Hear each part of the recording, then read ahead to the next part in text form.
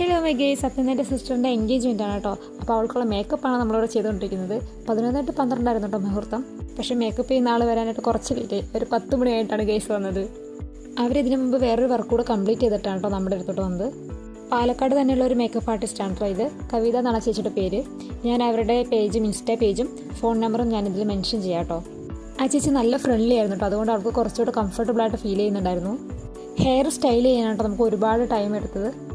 ഇതാണ് ഗേസ് എൻ്റെ ഔട്ട്ഫിറ്റ്. അവളുടെ പോലെ തന്നെ സെയിം ഒരു കളറാണ്. വലിയ കുഴപ്പമില്ലെന്ന് തോന്നുന്നു അല്ലേ.